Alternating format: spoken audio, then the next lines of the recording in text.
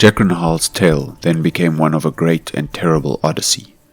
His confession shifted from the sharp, painful details of a single world to a sprawling, weary chronicle of a hunt that spanned 2 decades and a dozen star systems. He was no longer a youth driven by grief, but a hard, grim man, his soul honed to a single sharp point of purpose. He was an instrument of vengeance, and the galaxy was his hunting ground.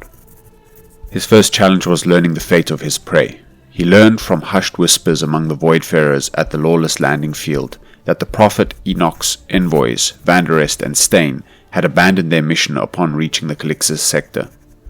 They had sold the archaeotech they carried for an immense personal fortune and vanished into the teeming anonymous masses of the Imperium, severing all ties with their fanatical past. They had bought a new life with the treasures that had cost Lyra and her father everything. For the next 20 years the hunt continued. It was a slow, grinding pursuit that dragged Jekren through the darkest corners of the segmentum. He worked as a hired gun on the security crews of tramp freighters, the skills he had learned hunting beasts in the Red Desert proving brutally effective against void pirates and sump gangers. He spent 5 years as a sump prospector in the lightless depths of Hive Gloriana, sifting through the toxic sludge for salvageable tech, his ears always open for the whisper of a name. He told me of a time on the forge world of Ryza where he worked as a menial laborer in the great weapons foundries, the air a searing torment of burning promethium and molten metal. He spent his nights in crowded data dens, bribing low-level adepts of the Administratum for access to shipping manifests and trade licenses, searching for the ghost trail of his 2 targets. He found a record of a Lord Van der Est purchasing luxury goods, but the trail went cold, the data corrupted. Their years bled into one another. The memory of Lyra's face, once a sharp, painful image that fueled his rage, began to fade, replaced by the cold, hard certainty of his vow. He was no longer a man seeking revenge for a lost love. He was the vow. It was the only thing that kept him sane in a galaxy of madness. It was his catechism, his prayer, his reason to draw breath each cycle. His break came in a dirty data den on the orbital station of Port Wonder, the great lawless gateway to the Coronis expanse. The air in the den was thick with the babble of 100 languages and the smell of stale recaf and ozone. He was following a cold lead, a rumor of a wealthy merchant who matched Van der Est's description. He found his source in a drunken chartist clerk, a man whose career had stalled, leaving him with a mind full of valuable secrets and a soul full of bitter resentment. For the price of a bottle of rare, aged amasec, the clerk's tongue was loosened. He spoke of a wealthy off-worlder, a Lord Van der Est, who had recently bought passage on a chartered vessel, a man who matched the description perfectly, a man who flaunted his wealth and spoke with contempt of his primitive faith-bound past. He was traveling to a hive world on the far side of the sector, a world known for its smog-choked spires and its endless anonymous crowds. A perfect place to disappear, a perfect place to hunt. The world was called Sibellus. Jekrenhal spent the last of his savings on a one-way ticket aboard a bulk freighter, traveling in the reeking, crowded holds with pilgrims and indentured laborers. He arrived in Hive Sibellus a month ago, a ghost from another life, a man with a 20-year-old debt to collect. He took a job as a ground car hauler, a perfect cover that allowed him to learn the city's arteries, to listen to its whispers, to hunt. It did not take him long to find Enoch Van der Est. The man was living in a spire hab, enjoying the fruits of his treachery. The hunt was almost over. All that was left was the final, bloody payment. What follows is Jekrenhal's account of the first execution. His voice, when he spoke of it, was devoid of emotion, a flat, toneless recitation of a task long planned and clinically performed. He began to stalk his first target. His job as a ground car hauler was the perfect cover. It made him invisible, just another nameless face in the endless river of transit, another cog in the Hive's great machine. For a week he learned Enoch Van der Est's habits, the decadent spire bars he frequented, the company of sycophants he kept, the late hours he returned to his hab unit, his senses dulled by amasec. Harl watched and waited, his patience a cold, hard thing forged in the red desert of a dead world. His opportunity came on a night thick with acid rain that hissed and steamed on the hot ferrocrete of the transitways. Van der Est, now corpulent and red-faced from years of indulgence, was physically ejected from a high spire establishment called the Emperor's grace, after a loud and violent dispute over a gambling debt. He stood swaying in the rain, cursing, his fine jewel-toned robes soaked in gutter filth. Hull pulled his ground cart to the curb, the vehicle's battered hull a stark contrast to the gleaming skimmers of the Spire nobles. "Need a ride, Lord?" he rumbled, his face hidden in the deep shadows of the cockpit. Van der Rest, too intoxicated and enraged to notice or care who was driving, stumbled in, barking the address of his Spire hab. Hull nodded, and the ground car lurched into the flow of traffic. He drove, not towards the glittering peaks of the Spire, but down, spiraling down into the decaying, forgotten levels of the Hive, towards the abandoned Lauriston tenements. "What is this?" Van der Rest slurred, finally noticing the change in scenery as the opulent facades of the Spire gave way to the brutal, crumbling architecture of the lower levels. "This isn't my Spire." "No," Hull said, bringing the vehicle to a halt in the courtyard of an empty hab block. He turned to face his passenger, the flickering lights of the transitway casting his scarred face in a grim tableau. "It is not." Recognition and then terror dawned in Van der Rest's eyes. He fumbled for a sidearm, but Hull was faster, his hand a steel clamp on the nobleman's wrist. "Do you know who I am?" Hull asked, his voice a low whisper of pure venom. Van der Rest, his face pale and sweating, shook his head. "I am the man whose life you destroyed. I am the ghost of Jaeger and the vengeance of Lyra." Hull produced a small, ornate box from his coat.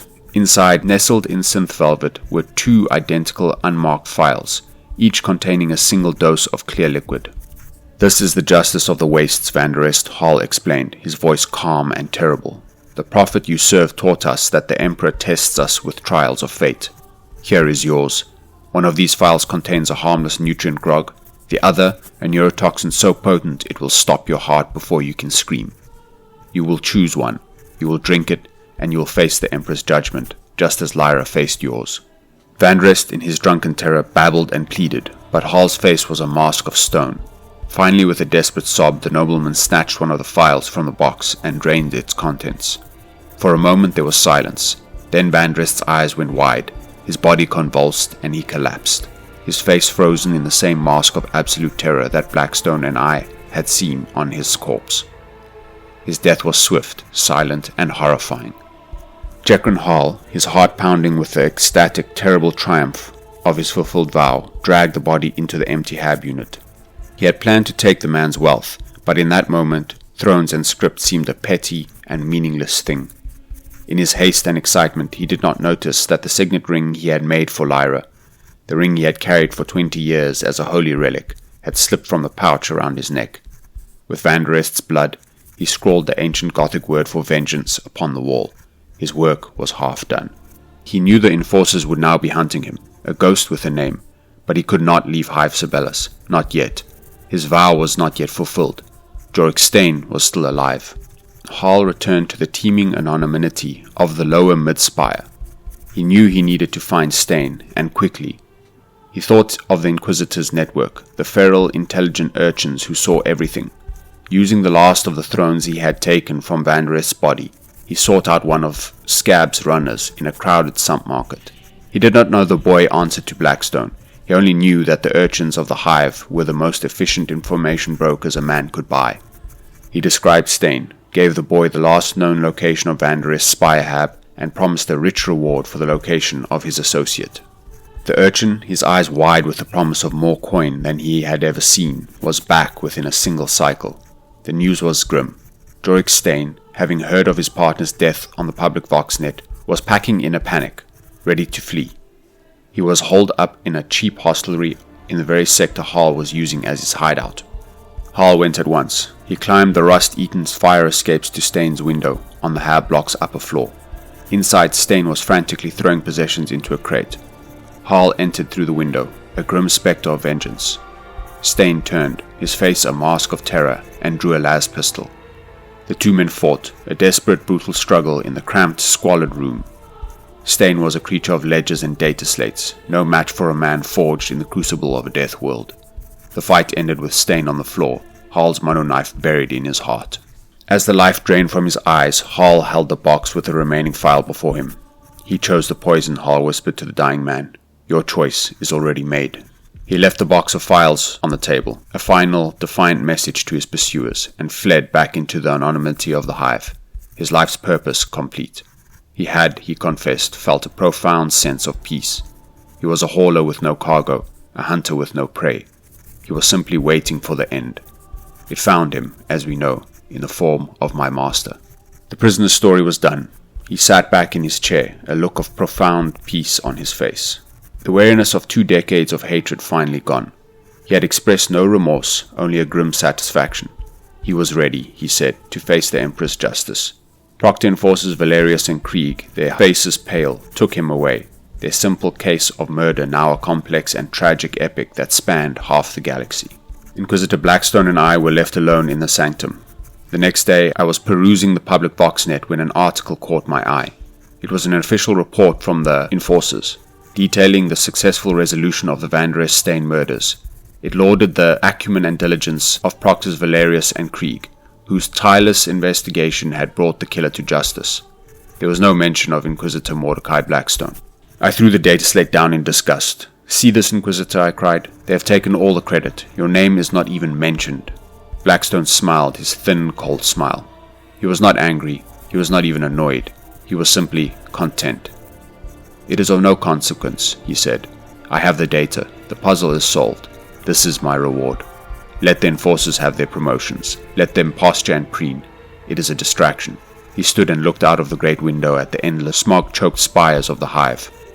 "What you learn in this line of work, Acolyte," he said, his voice a low murmur, "is that there is a scarlet thread of heresy and vengeance running through the colourless skein of life, and our duty is to unravel it, and isolate it, and expose every inch of it." His words hung in the air, a perfect summary of his strange and terrible purpose, and as I looked at the vast, uncaring city outside, I knew that my own life, now bound to his, would be a study in that same terrible scarlet for all the years to come. This concludes the chronicle of my meeting with Inquisitor Blackstone. Further chronicles will be unsealed shortly. You may append your own approved commentary to the record below. The Autochronos is ever watchful.